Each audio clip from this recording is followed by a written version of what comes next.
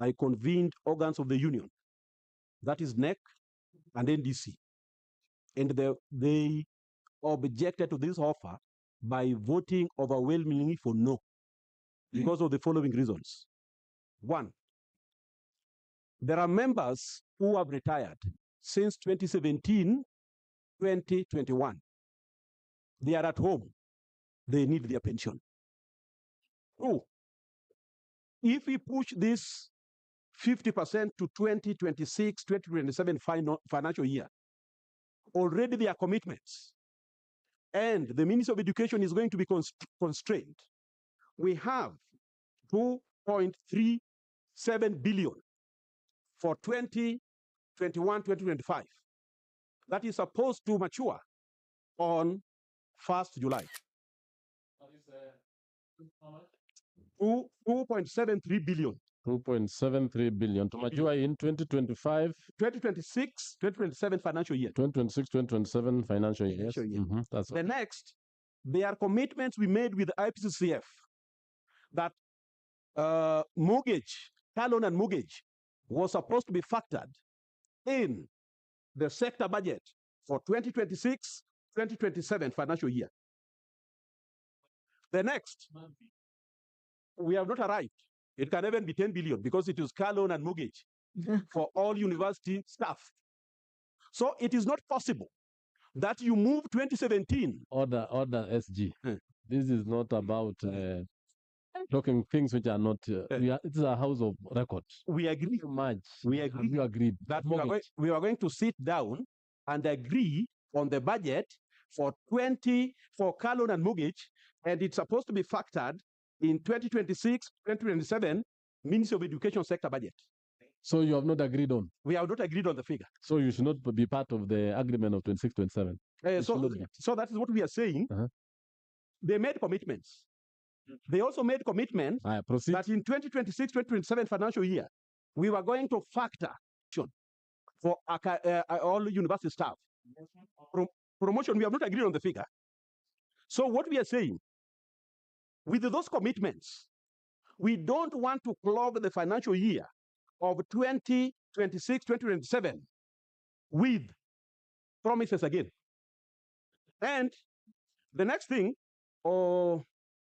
Honorable Member, when I talked about reasonable offer, Honorable Maungu, yes.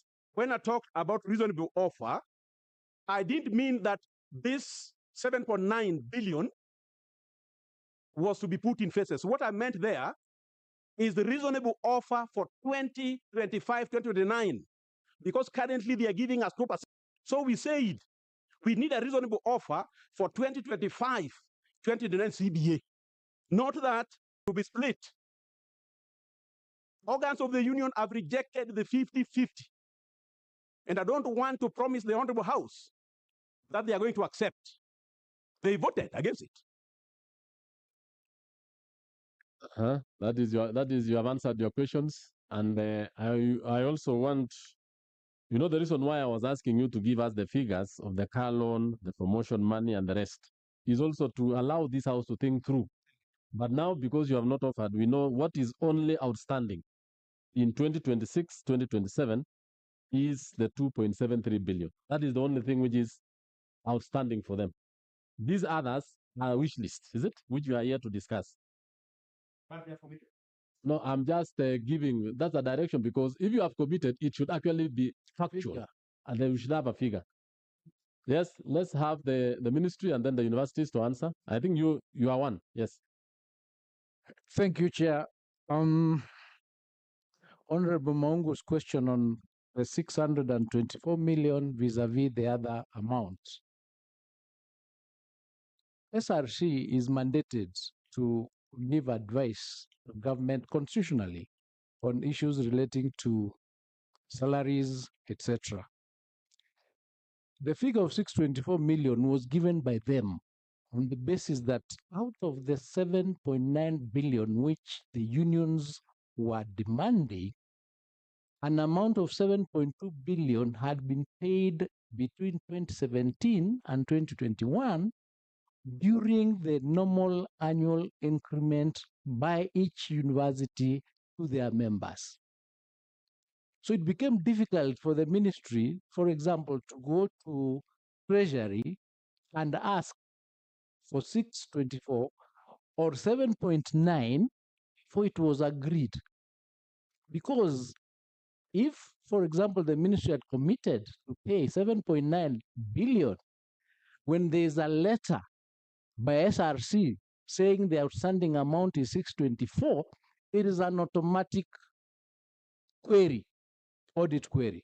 So we needed to work towards agreeing that the figure outstanding is X. And that's why the verification teams, together with SRC, had to meet until SRC in October then confirmed that now the outstanding amount is 7.9. That's when our hands were unlocked for us now to move to the next stage of how much do we need, tying that to the ages. I think, Tying that to the ages. Sorry. What's Chair, the issue? I want to believe that the CS is taking us for a ride. Because You are out of order, Honorable Taitumu. not out of order. You're out of order Chair. completely. This is we operate on standing orders.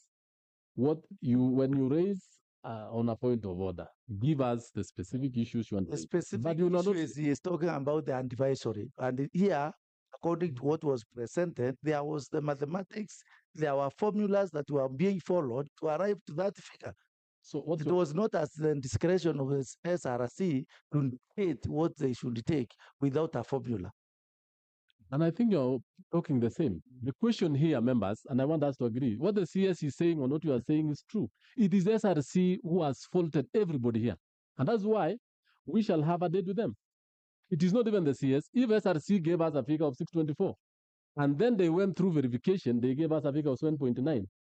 Which SRC gave 624, which SRC is giving 7.9. Those are the people we want to bring them before this committee and ask, why did you waste government resources, taxpayers' resources, on very wrong advice? That is it. It is not even on the CS himself.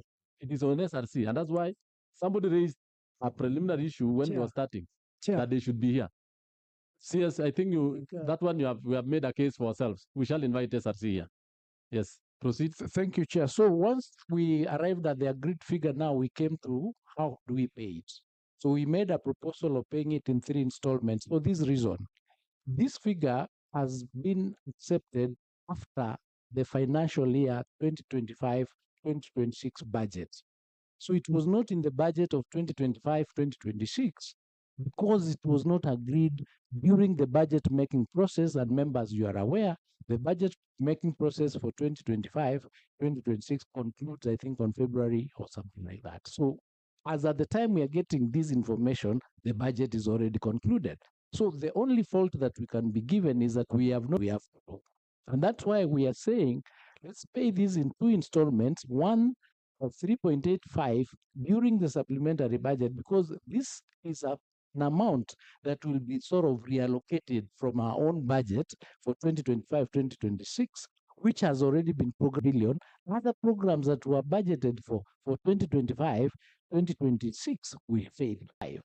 Will be factored into the budget of 2025, 2026, 2027, together with the 2.73, which has already been factored in, and that math has been done, and we are comfortable that we'll be able to meet the 3.85 and the 2.73 in the financial